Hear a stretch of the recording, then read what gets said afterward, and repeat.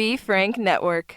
Content on this production is for entertainment and informational purposes only. It is not medical advice, nor is it intended to substitute medical treatment or diagnosis. Seek medical help if you believe that you are suffering from a mental illness or are a threat to yourself or others. By using any or all of the information provided, you do so at your own risk. Any application of the material is at the listener's discretion and is his or her sole responsibility.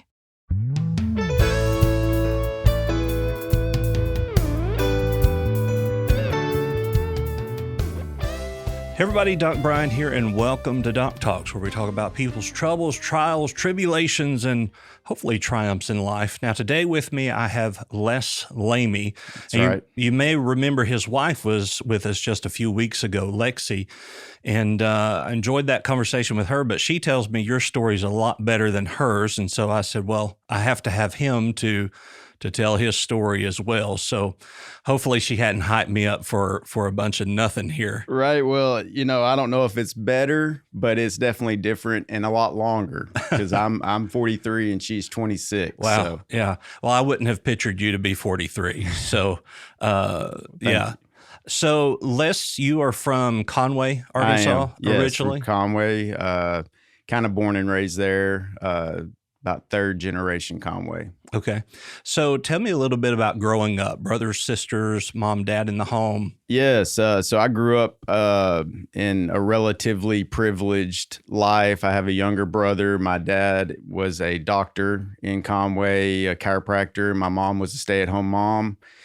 I had my grandparents in town, basically grew up at the country club there in Conway and played sports, a very privileged lifestyle, went to church.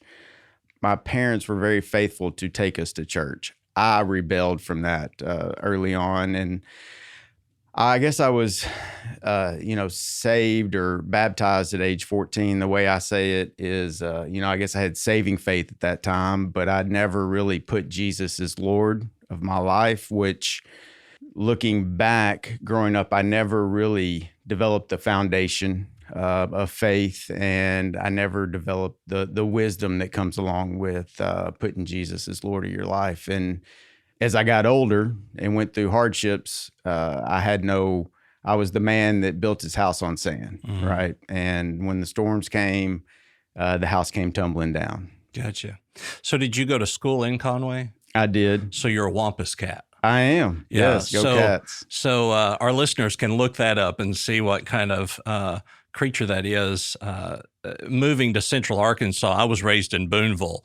Okay. So moving to Central Arkansas, the Wampus Cats was just beyond anything we could ever comprehend. Right. Well, it's 4 legs to run with the speed of light, 2 to fight with all its might. So yes, go Cats. Never heard that before. But so what was your sport of choice in school? Well, I was a fairly good athlete. I played football, baseball, basketball. Like I said, I grew up at a country club, so I played a lot of golf.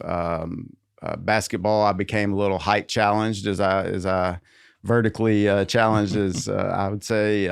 So in high school, it was football, baseball, and golf. Played those all the way through my senior year of high school. Gotcha. Now, did you say you had siblings? I have a younger brother, okay. 2 years younger. Okay. And so your dad being a chiropractor, I'm sure he was fairly well known in Conway. Yes. He would see 60 or 70 patients a day. Yeah. So we would go out to eat lunch and things, and he would basically know everyone in the room, or they would at least know him. What was it like growing up having that kind of prestige anytime you went somewhere that everybody knew who your dad was?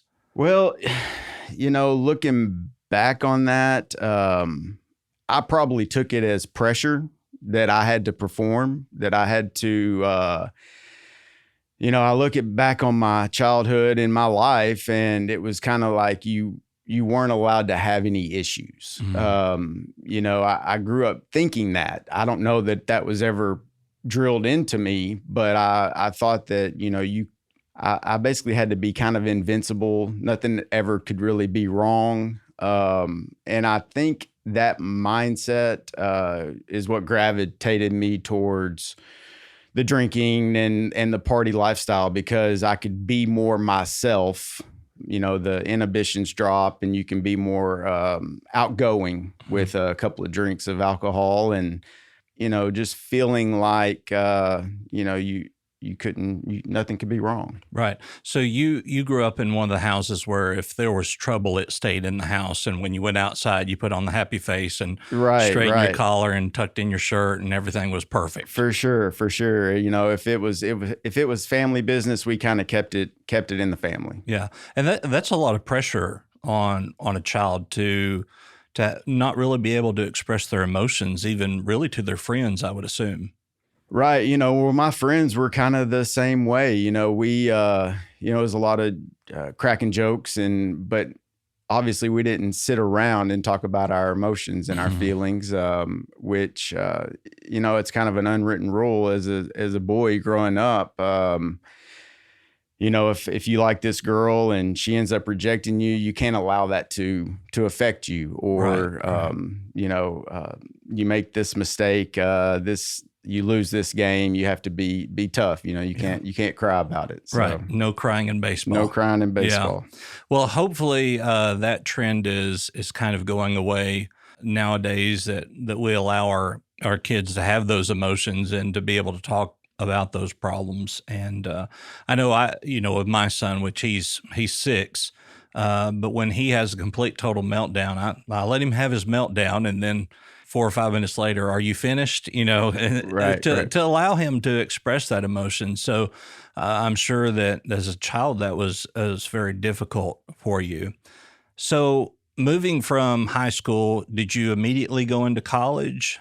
I did. So from high school, I went to the University of Arkansas In Fayetteville. Okay. And pledged a fraternity, and it was good for a while. I already had developed a party mentality. I would do well, but then I would sabotage myself with over drinking, run-ins with little troubles here and there. And so Fayetteville, growing up under your family's protection in Conway, and then moving to Fayetteville in a fraternity with 50 guys, all experiencing that next level of freedom for the first time.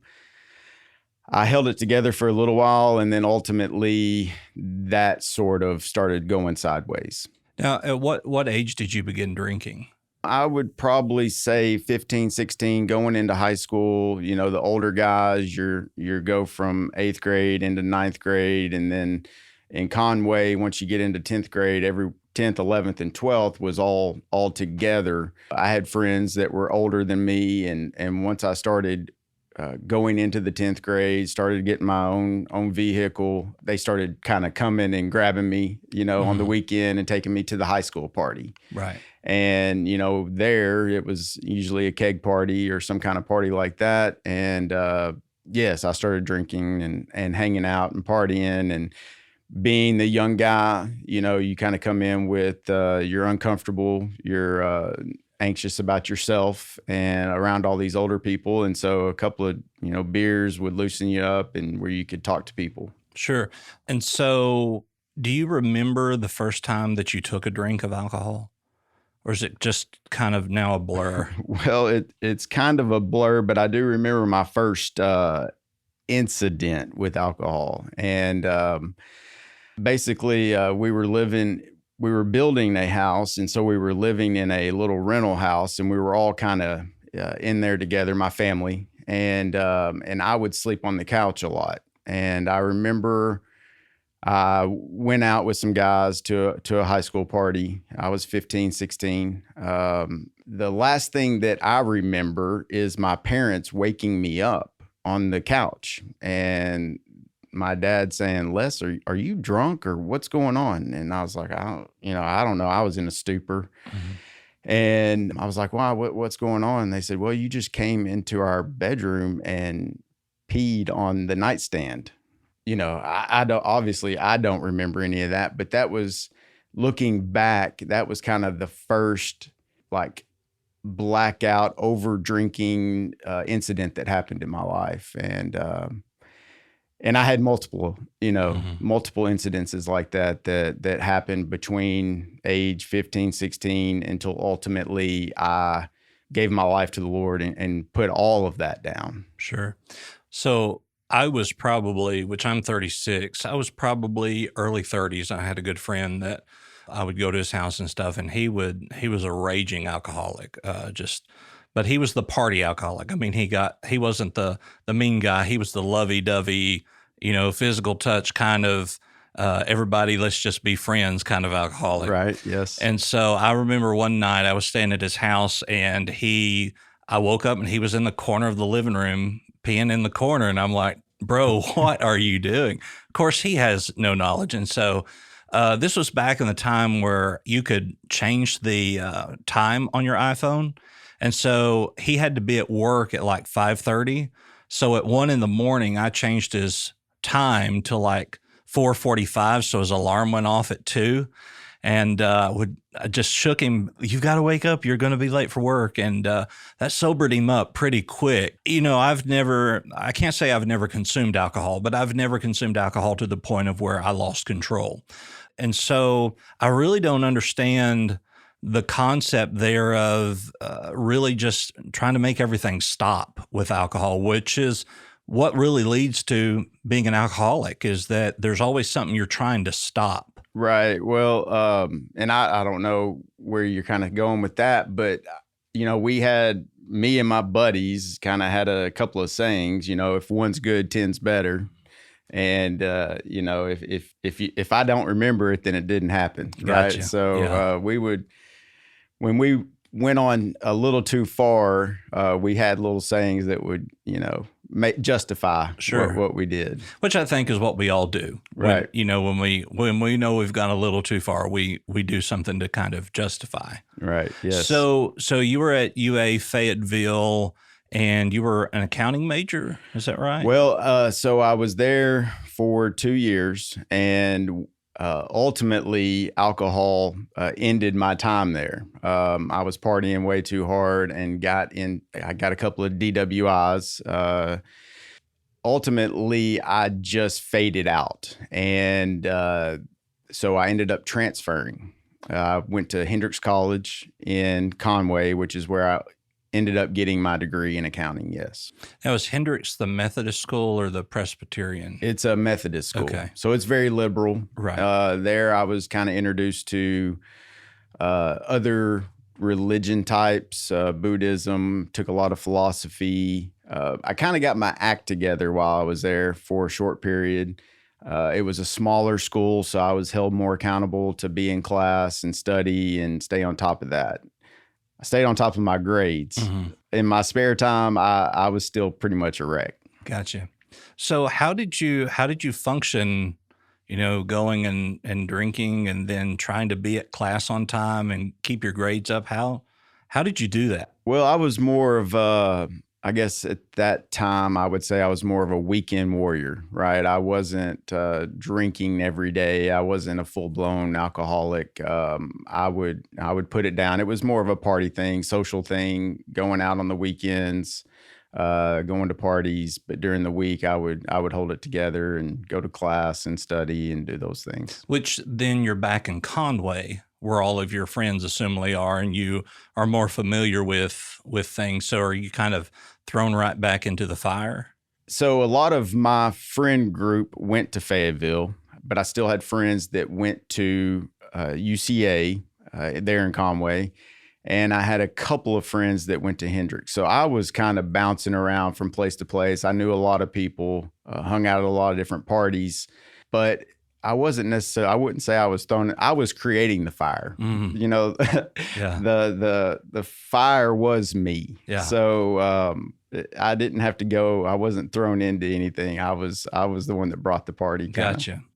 You were the thermostat. Everybody else just rose to the temperature. That's right. That's right. So you ultimately graduated from Hendrix? I did. I graduated from Hendrix in 2001, 2002 area or time frame, and then I moved immediately to Little Rock. I got a job in an accounting firm in Little Rock, and It was every 22, 23-year-old's dream. I got put on a team. We did work throughout the country, and so we'd be on a team of 4 or 5 guys, and basically the firm would give us the firm credit card, and we would fly out, go to Des Moines, Iowa, go to Charlotte, North Carolina, and we would go and audit at a client's place of business. And there I was introduced to Adderall.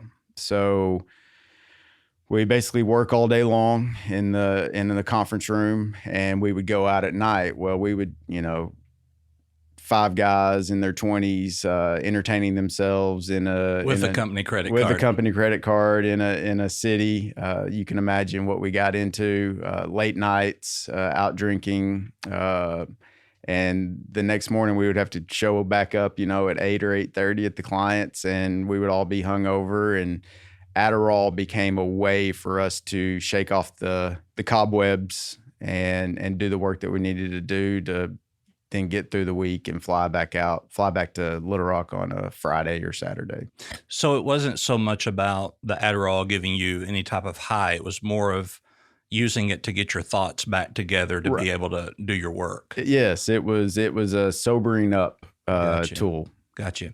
So were you a CPA or? I was. So I got my CPA license. Like I said, God has gifted me with being able to retain information. So I was able to study and had the discipline enough. I knew I wanted things in life, right? I wanted the house, I wanted the car, I wanted the boat. So I had the willpower enough to study and do the things that I thought I needed to do in order to obtain those. I would study, take the test, pass the test, get the certificate, whatever it was that the next thing, I was able to do that. In the meantime, my social life was constantly in a state of flux. I basically look at it as I straddled the fence for a lot of years. Gotcha. At what point did you get married? Was it while you were still working for the accounting firm? About 26 or 27, I decided I wanted to go to law school and further my education. And the girl that I was kind of dating at the time and really more on the weekends socializing with, she ended up getting pregnant with my son, Drew. And coming from the background that I came from, I thought the right thing to do would be to get married. So as I entered into law school, I also entered into marriage and entered into being a father for the first time. Which was a lot. It was an extreme amount of responsibility at the time for where I was in my life. So how did you manage? Were you still working going to law school? So, yes. So I worked at the accounting firm from 8 to 5. I would go to law school at night. It was 4 nights a week from 6 to 9.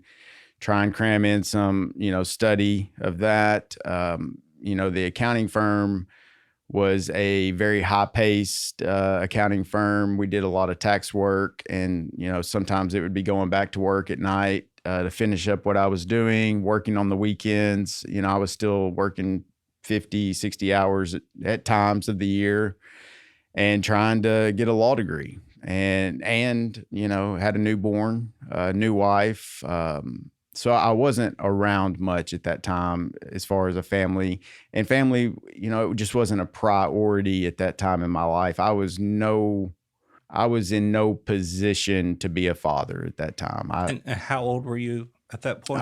That was 28, and I ultimately got out of law school at age 30 or 32 probably. Okay. So, because traditional law school, you can't work a job while you're in law school. It's not that you can't, they don't allow you to. Right. Yes. So the incoming group that took the day classes, their work, you have to sign a statement saying I will not work. And then as they progress, they're allowed to clerk at certain law firms or whatnot. I was doing it the most difficult way that you could possibly do it because I had to work to support my new family. Mm-hmm. And so I didn't really have the option at that time. So do you just have the one son? I had the one son, and then 2 years into it, we also had a daughter. Okay. So Drew and Lexi are their names. Okay. But your wife is Lexi, And too. my wife is Lexi. Does that get confusing every now and again? Well, we call my daughter Lexi 1 and my wife, current wife, Lexi 2. They don't have the T-shirts like Thing 1, Thing Right. 2. Well, Yeah. we should get them made. Yeah, yeah. I'm sure your wife would appreciate that. Right. So you're in law school. You are newly married, have a child. Then 2 years later, have another child. Right. Still working. Where's your social life?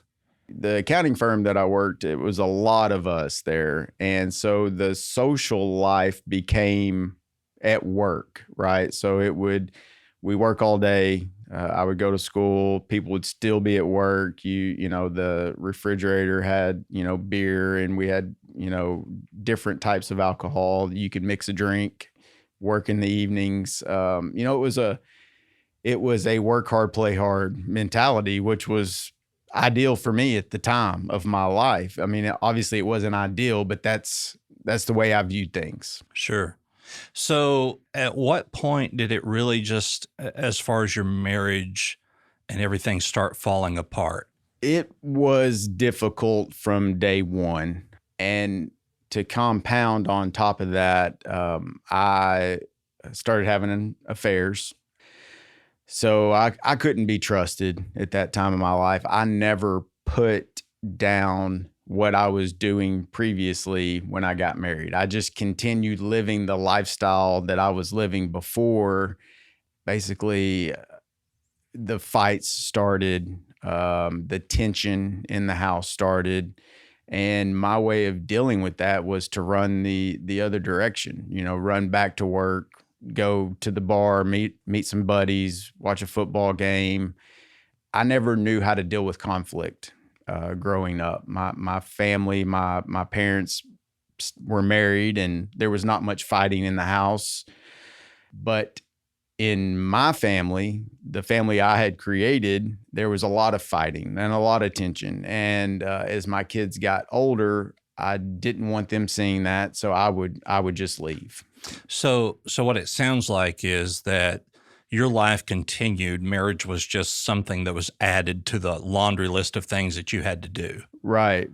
So you just kept being less. And I kept pursuing what Les wanted. Right. It was all about. I was selfish. I was selfish in my ways. And I just kept doing what I wanted to do.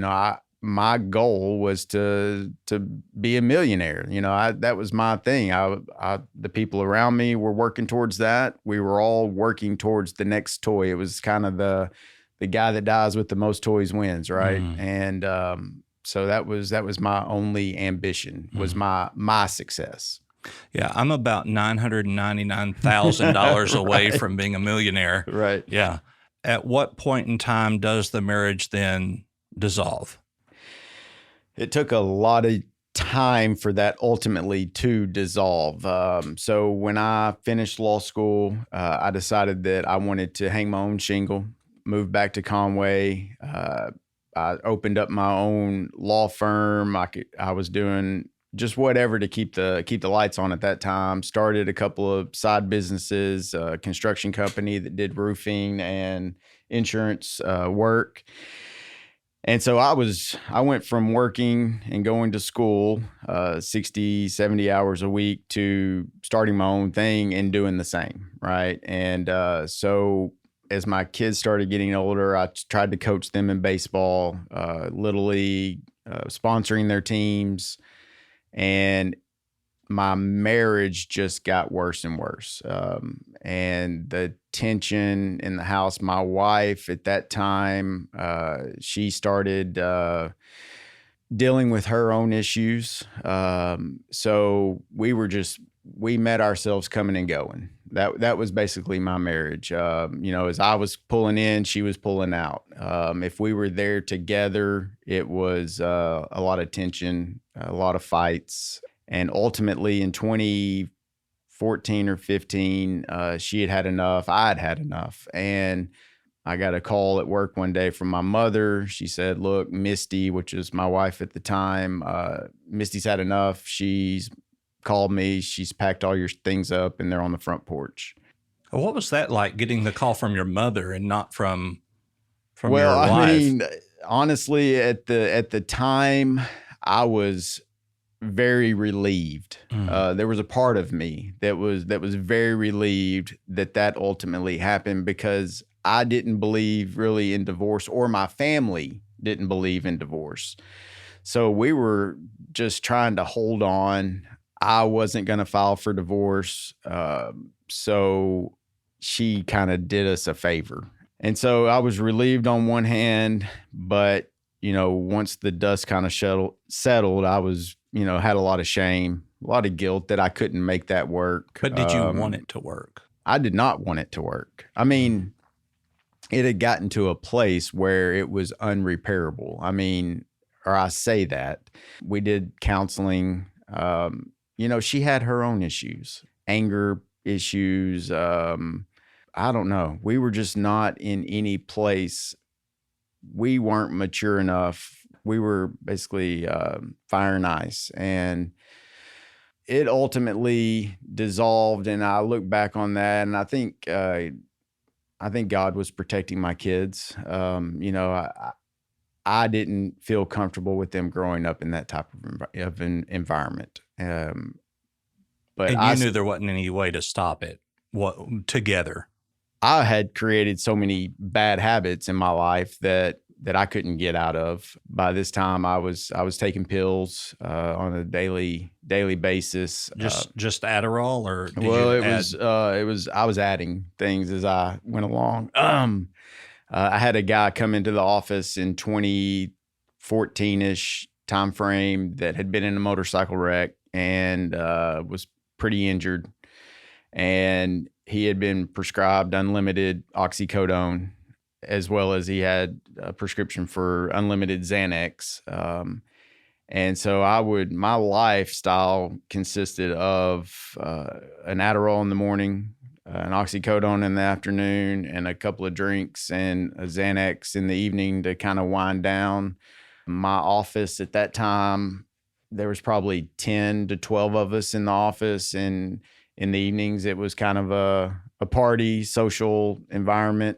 And then I would get home late, if I went home at all, because by that time, my wife was calling saying, look, if you come home, I'm calling the cops, or, threatening things like that. And it was just ultimate chaos, is what my life consisted of at that time. So of course, we've covered what Adderall did. Was it kind of sobered you up to be able to do your work? But what purpose did the hydrocodone serve in taking it?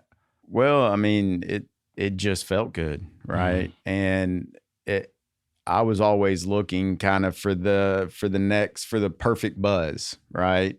And what it did is it just numbed me out from having to deal with myself, and when you're working and you're grinding and you kind of do it, but your mind goes other places. And so it just allowed me to feel good while I was just grinding out the daily task of life. Right.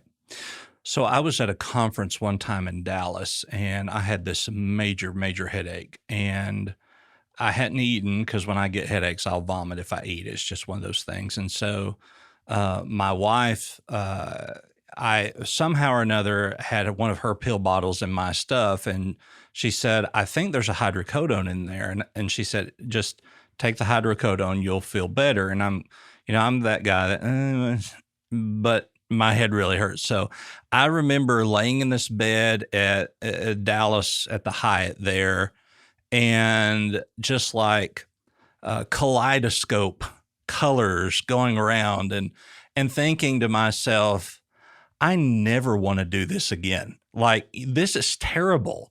And so I'm going, how could anybody like this experience? And so I guess I had the different opposite reaction, as to where some people are, I want that all the time. I want that kind of, which I'm sure it's not like that all the time. I mean, once you get to a place of where it is just kind of numbing everything that's going on, but I'm sure it was the combination of not eating anything and then just, taking it. But in those moments I'm going, why does anybody want to do this? At that stage in my life, that was kind of the feeling that I was chasing. Mm-hmm. And then once you do it for a little while and your body becomes accustomed to it, and when you stop, you feel terrible. So it's kind of a never-ending downward spiral of taking it, stop taking it. You feel like you have the flu, so you have to take some more, and you just keep going around, that circle. I basically got on the ride and I didn't know how to get off. Mm-hmm. There was a time in college where I had a friend who had made some gummy bearish kind of stuff. And he said, he didn't tell me what it was, obviously. And he said, here, taste these, see if they do really taste like gummy bears. It was the worst thing that I'd ever tasted in my entire life. And all of a sudden I could hear the color blue. It was just like everything was opening up, and I'm like, what did you put in this? And he was like, oh, well, there's marijuana in that. And once again, I'm going, who wants to do this? Who wants this kind of thing? And I think, though, that if I had a lot of stuff going on, if there was a lot of trauma or depression or anxiety, that I could have been drawn to that. And so do you think that in kind of growing up with the alcohol, it was more of a peer pressure-ish kind of social thing, but then when it got into Adderall, while it was kind of social, that it got into a point of where you had to have it in order to continue doing what you were doing? I don't really know. I just didn't have that voice going off in my head of why would anyone want to do this? Yeah. I was more of push the limits of, oh, this feels good. What's the next thing I can do? Yeah. What's the next thing? And yeah, I'm completely not that guy. Right. And you're very blessed to not be that guy, because I was always the guy that wanted more. Mm-hmm. I wanted more in everything, more money, more life, higher highs. But I have come to realize that the higher the highs are, the lower the lows can be as well.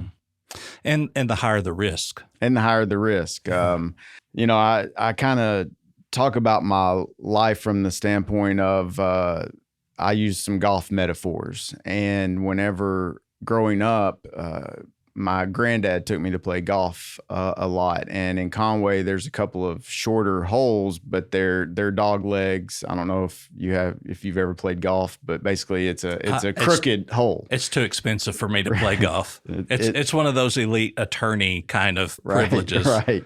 So basically, it's a hole that goes straight for a little bit, but then it goes to the right or to the left, and there's trees on both sides lining the fairway. And my granddad would say, okay, on this hole, what you need to do is just kind of hit it out there in the fairway, take a 3-iron or a 4-iron and hit it out there in the fairway, and then you can hit it on the green and try and make your par.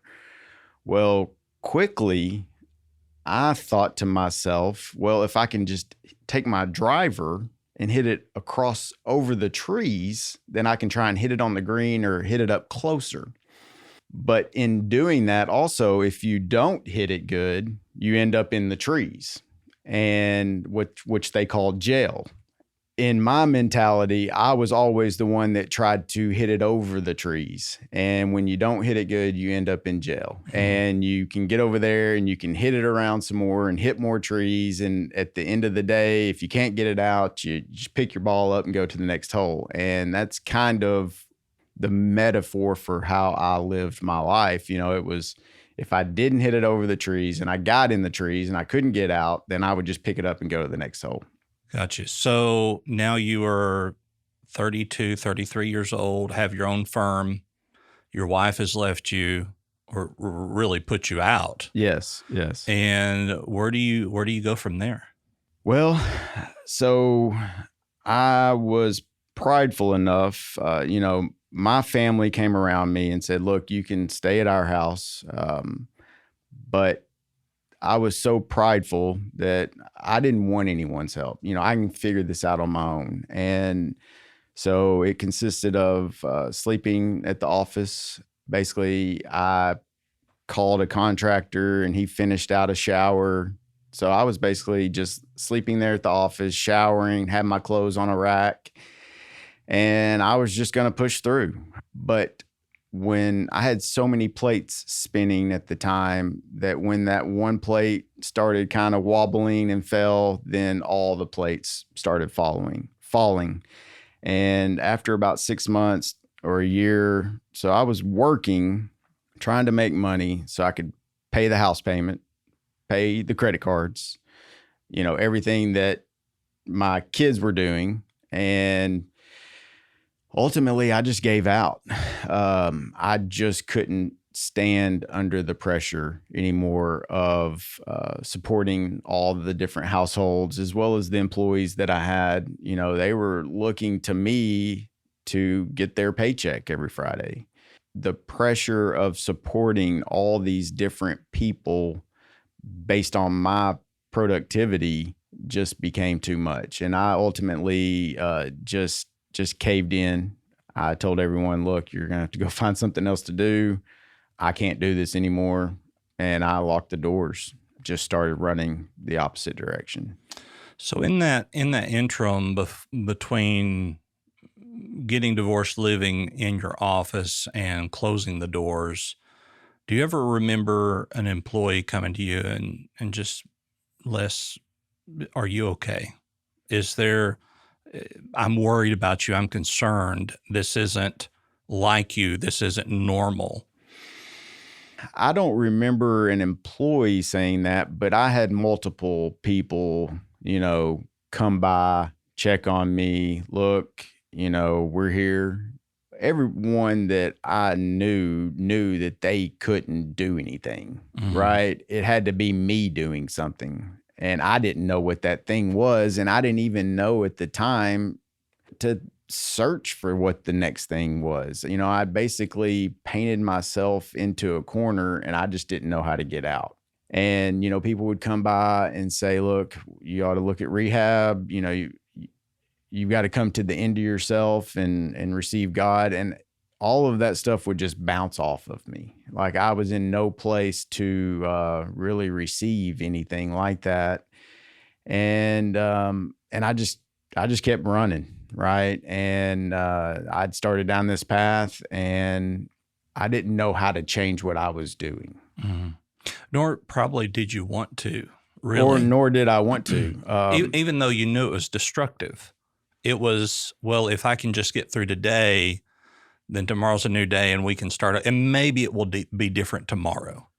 I didn't even have that recognition or awareness at that point in my life. I was still collecting checks from work that I had done previously. So I had money and now I had time because I just basically stopped working and I would just go get lost. And I did that for about a year or so until ultimately it all came crashing down.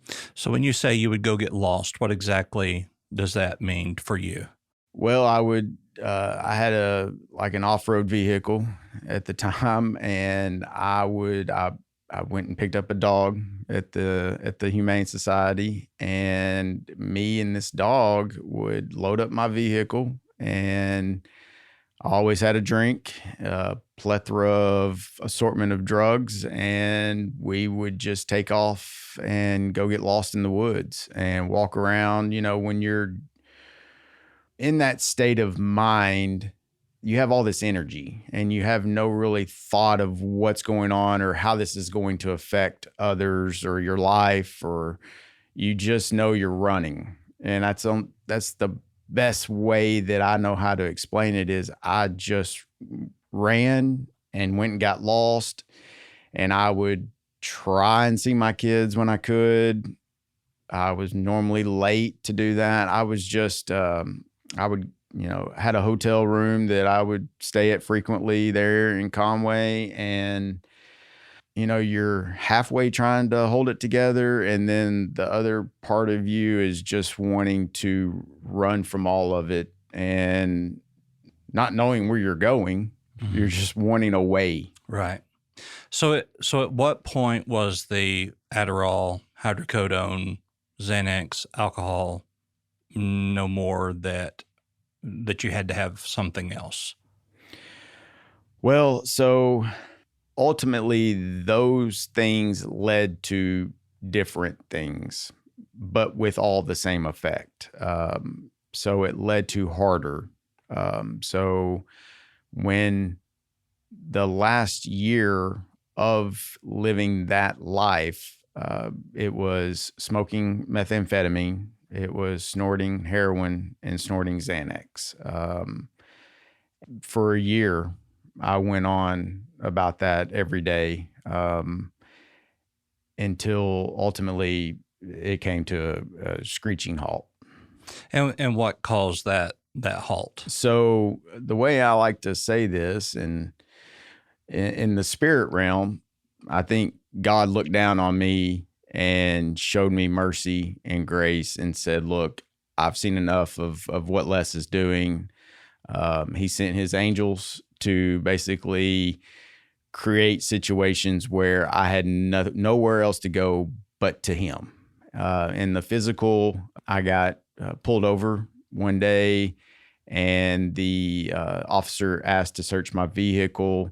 He went through and found everything that I was carrying and handcuffed me and took me to the police station. That was the start of the end of the Les that I was at that time. God decided he wanted to rebirth me into the person that you see today. The next morning after going through that, being handcuffed, taken down to the station, I bailed out, and on the front page of the newspaper there in Conway, while you're doing all this, the drug addict or the person running is kind of the last person to know, right? They're the last one to be aware of what they've become. So I still didn't realize the significance of what had happened. And so the next morning, my dad comes and gets me, and he's like, look, this, he showed me the front page of the newspaper, and it basically said local attorney arrested for drug possession, and had my mugshot. And my mom, she couldn't even get out of the bed. She was devastated. And so I agreed at that time to go to rehab. And the thing was, no one viewed it from a spiritual bankruptcy or whatever the spiritual was that was going on in my life. It was more of, how do we protect him from losing his law license and his accounting license? Like, how do we protect Les from losing his future ability to earn a living? Basically damage control. Damage control. And so you agreed to go to rehab, but your intention of going to rehab wasn't necessarily to get better, but to be a better defense. Right. It was, let's go to rehab so you can tell everyone that you're dealing with your issue. And when you go in front of the judge or in front of the bar association, you can say, look, I went to rehab, I took care of it. It wasn't treating the ultimate issue that I had. And so I went to a 30-day program in Little Rock called Oasis, and it was all a blur. I don't even remember hardly being there. They put me on Suboxone to come off of the withdrawals from the opiates. And 2 weeks in, I was, telling everyone, look, I'm fine, I'm ready to go. And so I left the rehab after the 30 days. I had to get my certificate, right? Mm-hmm. And now, did you leave on Suboxone? I left on Suboxone. Okay. And so, which, not to interrupt, but for those who do not know what Suboxone is, it is a drug that they give you to wean you off of, like methamphetamine or hydrocodone, those opioids or barbiturates that you take to to bring you back to where you can manage without intense medical DTs and things of that nature. Right. It's to ease the withdrawal process. So I never had a true awakening at Oasis. I never had that, moment of how did I get here type experience. It was just the next thing that I had to do in order to satisfy everyone that was saying, look, you've got to do something. Now, and once again, not to interrupt you, but, and I'm not assuming this, I'm just asking the question. Did it ever just make you think, well, I'm a Lamey, I'll get through this? Definitely. It's, I was just very entitled. I was very prideful, and the rules didn't apply to me, right? I was special.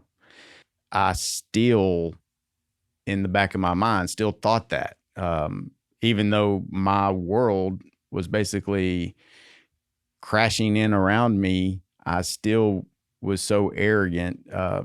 So my attorney said something to me one day that's always stuck, and his name's Frank Shaw. I know Frank. He's a good guy. He's a great guy, family friend. I'm not going to tell you how I know him or how we met, but yeah, he's a good guy. He's a great guy. And he planted a seed that stuck with me.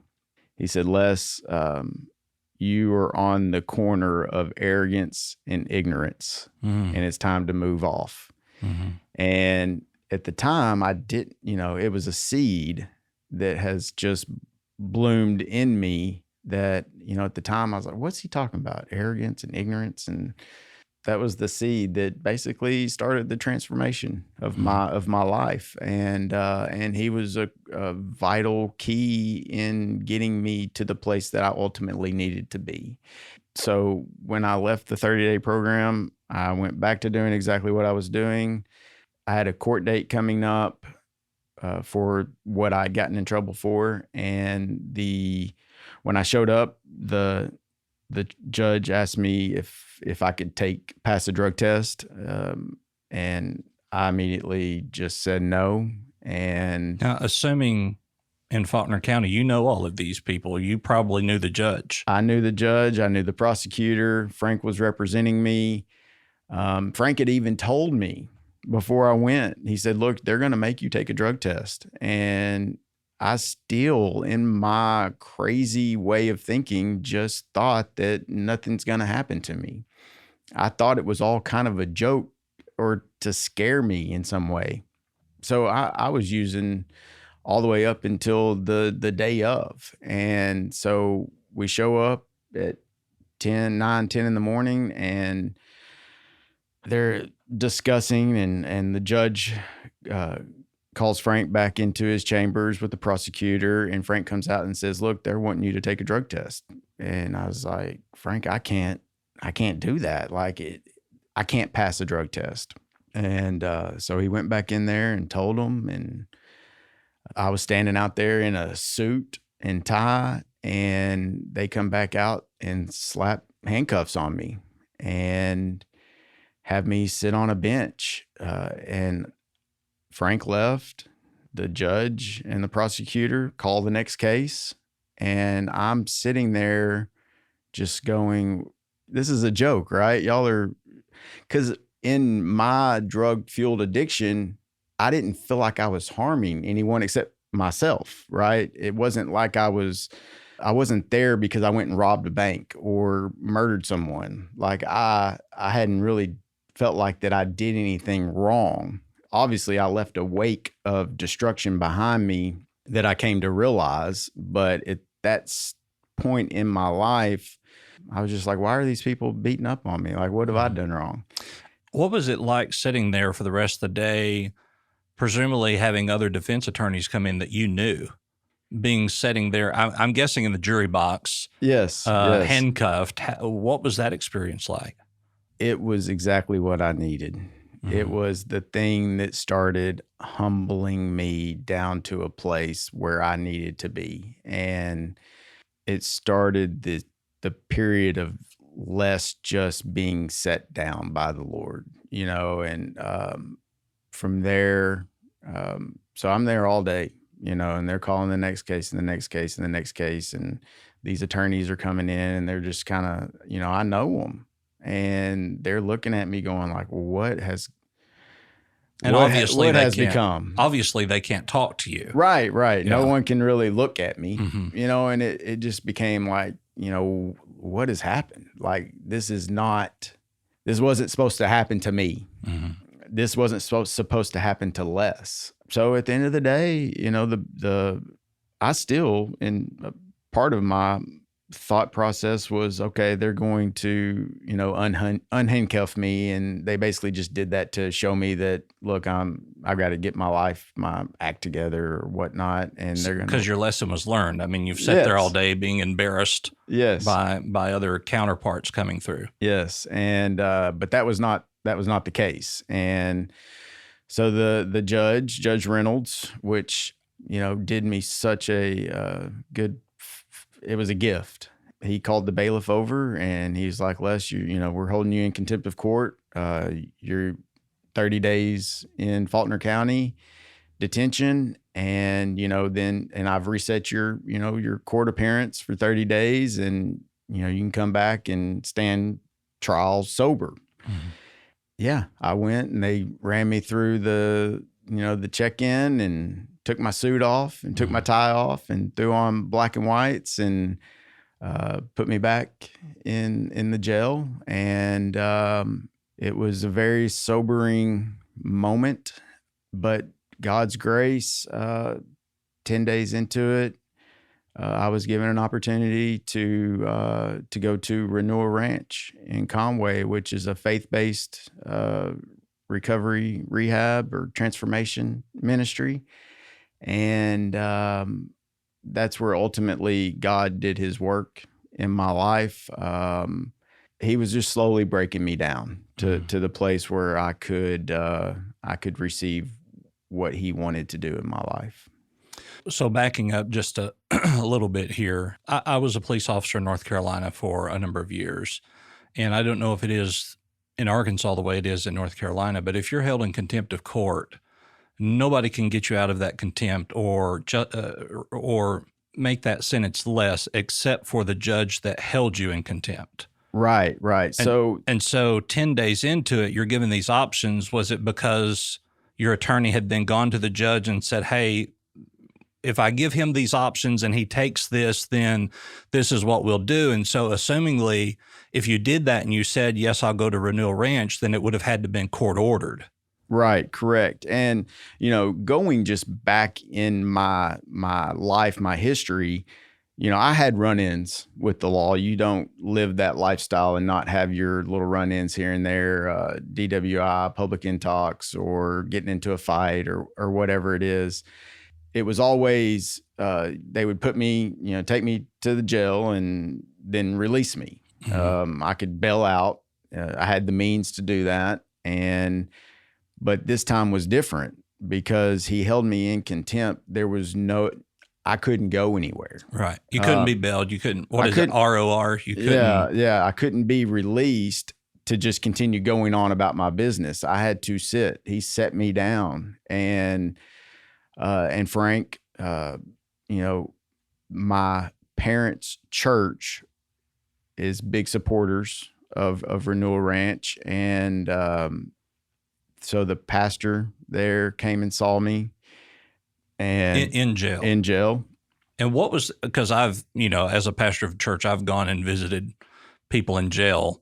What was that like for you? Because I know what it's like for me as a pastor to go, but was it a humbling experience? Was it scary? Was it, I have just ruined my name kind of mentality? All of those thoughts and feelings and emotions and just ultimately bringing me to a place of just brokenness where, oh my gosh, like what has happened? Like you wake up and you're just like, what has happened? So you went from arrogance and ignorance to broken and humble. Correct. And so they gave me the option to, they said, we don't know if the judge will allow it, but,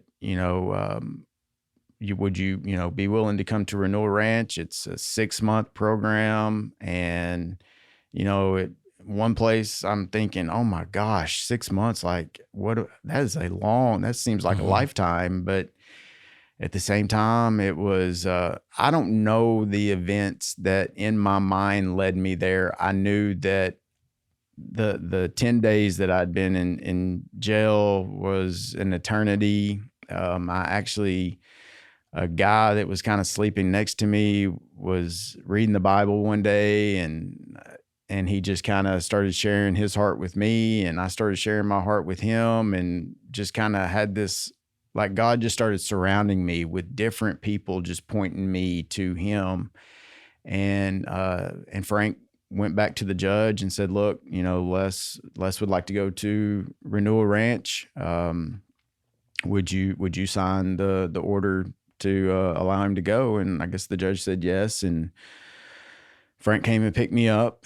And so I was court ordered to go to Renewal Ranch, which was the best thing that ever happened, because as I was checking out, I'll never forget, as the lady was as I was taking off my black and whites and putting back on my suit, the lady just looked at me, and she had her piece of paper, the order, and said, Les Lamey.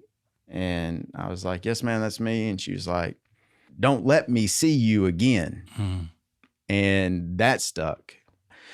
So going to Renewal Ranch, and I don't know if you've ever been there, but it's a beautiful location in the middle of nowhere. In the middle of nowhere, and on like 100 acres. And but I just remember my parents driving me out there and basically just saying that, because I had thought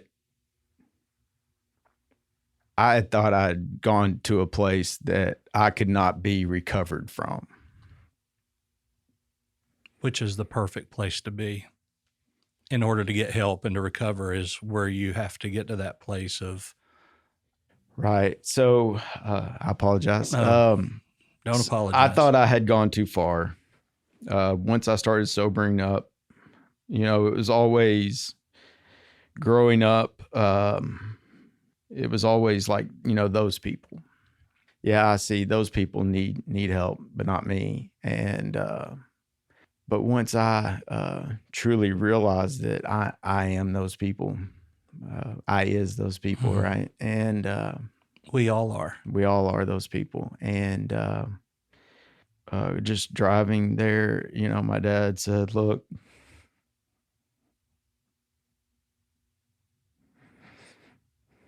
he just said, look, you can recover from this.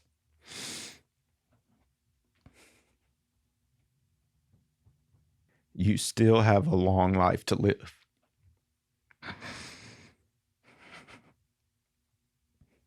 And I'm sure those were life-giving words that you may not have even accepted in that moment, but looking back. Yeah, and I don't know if I've ever really said that, but those words and just my parents encouraging me still, and getting to that place of just being broken and just coming to the end of yourself, and just God being your only option. Like I had nowhere else to go.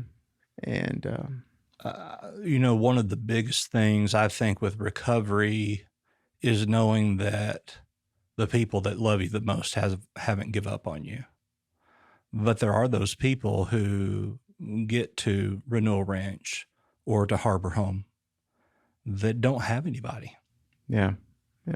And they're forced into finding it within themselves to want to allow whatever takes place to take place, whether it be through an experience with the Lord or through an experience with whatever spiritual aspect they have within themselves. What did it mean to you in that moment where you knew that you had disappointed your family, you had disgraced the Lamey name, for your parents to look at you and say, we still believe in you. There's still hope. Don't give up.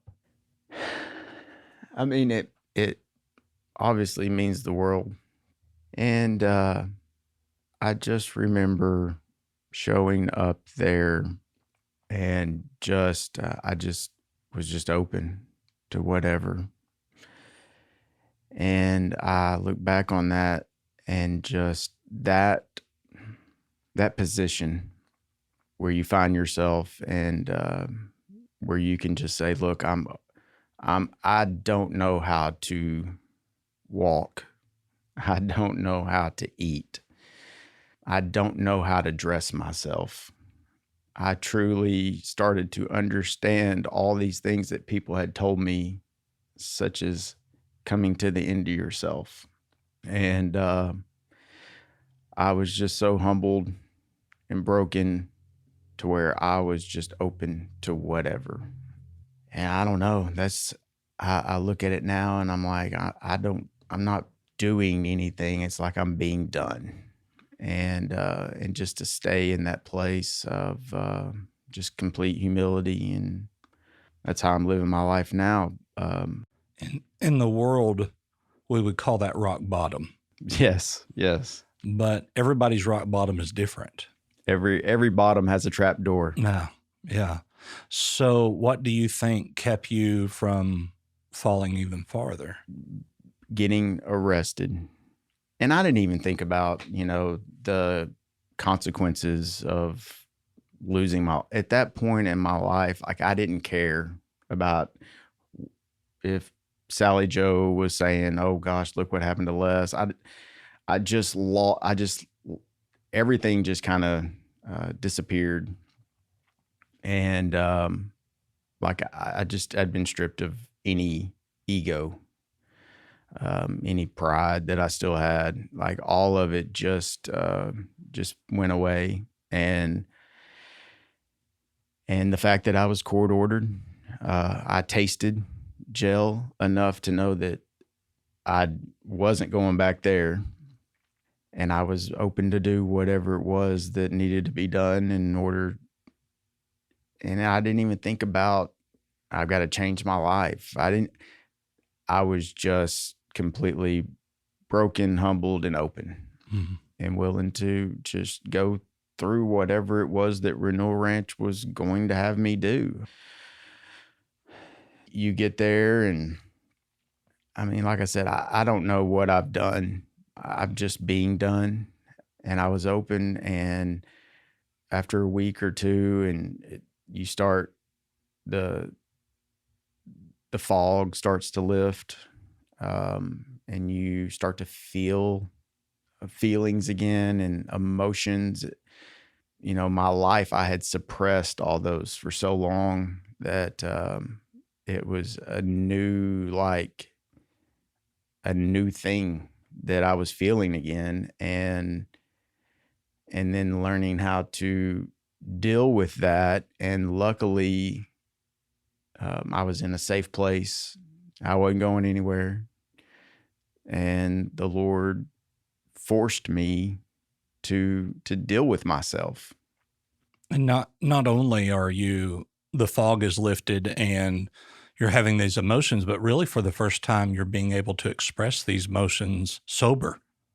Right. Well, and learning to communicate, I couldn't run from it anymore. So I had to learn how to express it. Just going through the forgiveness of others, but more importantly, myself, and just coming to grips with,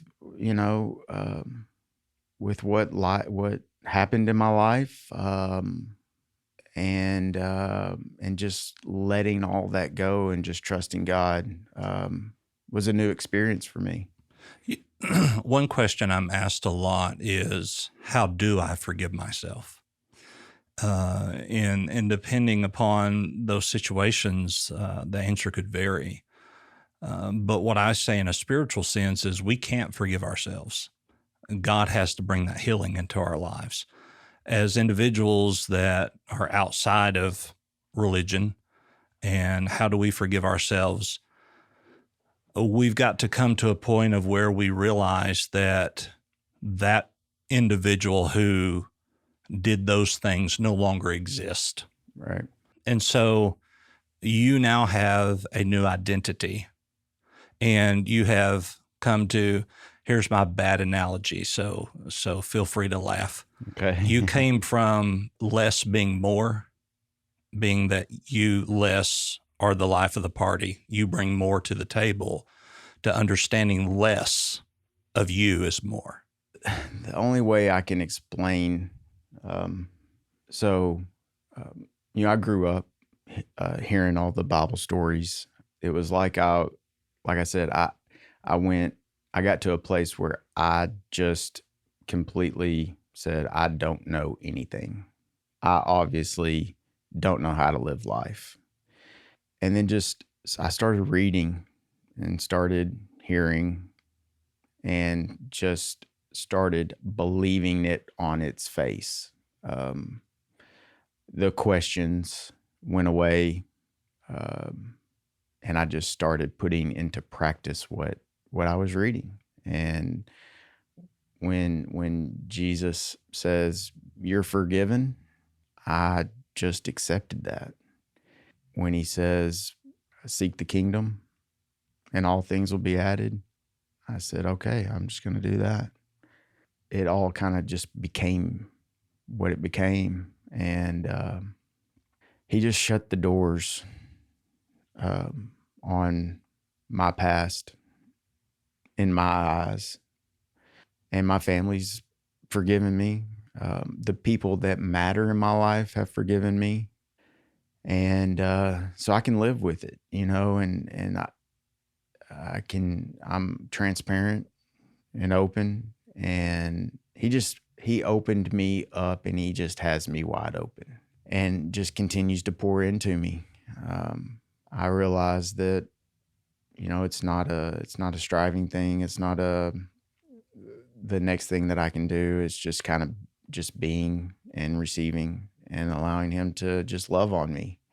He's basically given me his courage, and he's taken away any self-doubt that I had. A lot of what I was dealing with was just my own insecurities and my own self-doubt, and knowing that I wasn't perfect, but trying to put on the perfect mask, right? And he just removed all those things. And I was around a bunch of other imperfect people. And then I realized that this whole world is full of imperfect people. And it's just the ones that are aware of it and the ones that aren't. Or the ones that are aware and care. Because there are those, I think, that are aware they're not perfect, but they just don't care. Well, they're hiding it, which in turn is planting the seed of doubt and insecurity, which leads to the drugs and the alcohol and the overspending and the keeping up with the Joneses. He just brought me to a place where I need nothing but him. And what he's shown me is having him is having everything. And he traded the mask I wore and with his presence, and just getting into the glory of the Lord. He melts away all the shame and the guilt. I came to realize that as far as my past goes, everyone else is dealing with their own things. No one cares at the end of the day. No one remembers. And the people that are holding grudges towards me or whoever, it's more of an internal thing with themselves, right? It's not necessarily what I did or what they did to me. I have to forgive because I've been forgiven. I have to show them grace because I've been shown grace. And in the process of doing that, he just opened me up to his blessing. And those people that are holding grudges, it's really only affecting them anyway. Right. I mean, you can hold a grudge against someone that no longer is living. It's not doing any good. And I look at it now, anything that I hold, any resistance, any just ill will, anything that is disrupting my connection to God is only disrupting the blessing and the next thing he wants to do in my life. When you come to that place and you realize that, I can quickly let go, quickly forgive. I've told people before, they say, well, I'm not talking to so-and-so because they've done this to me. And I say, that really is only affecting you. Because that person may be glad that you're not talking to them, Right. and it may be one of those kind of things. I do want to point out, though, that this wasn't that just you had a religious experience one day and it all went away. This was a progressive kind of working. So what would you say to those people who would say, Les, I've tried this religion thing. I've been through faith-based rehab. It didn't work for me. What would you say to those people? Here's the thing. So when you've lived life for so many years, you create habits, you create patterns of thought, and those thoughts create emotions. So I had an experience with the Lord, and he basically put, we have this life. I don't know what life is. It's a thing that it's a vapor. It's a vapor, and it's a thing that we do. And I was kind of holding my life in front of me and examining, all the mistakes and missed opportunities and things that had gone wrong. And the Lord just kind of came by and snatched it out of my hand and took off with it. And I've just been chasing it, but chasing him. But through the process is what I have come to understand is it's creating the new habits. It's creating the new thoughts. You have to get so much in to where it's overflowing. The cup runneth over. And through the process of doing that, of affirming what he says and affirming the new identity that he is given us, it's I heard this the other day, it's a be as if. You've heard the act as if, but it's a be as if. Be as if that I'm a child of God. How does that person think? How does that person feel? How does that person act? So I've stayed in community with Renewal Ranch and other recovery ministries, and I see it all the time. Guys go through and they have an experience, and then they get out and they slowly deteriorate and go back to what they were doing previously. And the old thought habits, the old ways of feeling, you have to create new ones, and that's work. What I've learned and what the Lord showed me is, his world is an upside down, inside out world. And so I would just say anyone that, stop telling yourself that it's not working for you. Create a new narrative, create a new story of your life. Show yourself grace, repent quickly. When you get over in the weeds, don't allow life to sit on you for very long.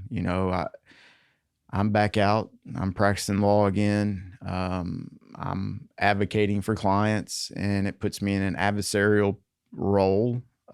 So, when you're back and forth arguing for your client's best interest, but you're arguing against someone that, has taken a different position, that stuff rubs off on you.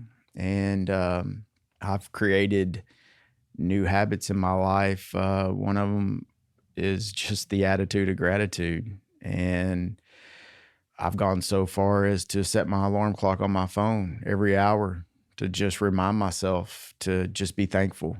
Well, Les, I'm thankful for you. I'm thankful for your story, and I'm so glad that you were able to share with us today, and an incredible story of grace and hope. And just thank you for being here. Many blessings to you and to yours. And thank you. It's very, very good being on this morning. Sure. All right. I'm Doc Brian. And of course, you can find me at thedocbrian.com. All of my social media links are there at the bottom. How would we find you, Les? If somebody is looking for Les Lamey, other than Googling you, how would we find you? Facebook, obviously.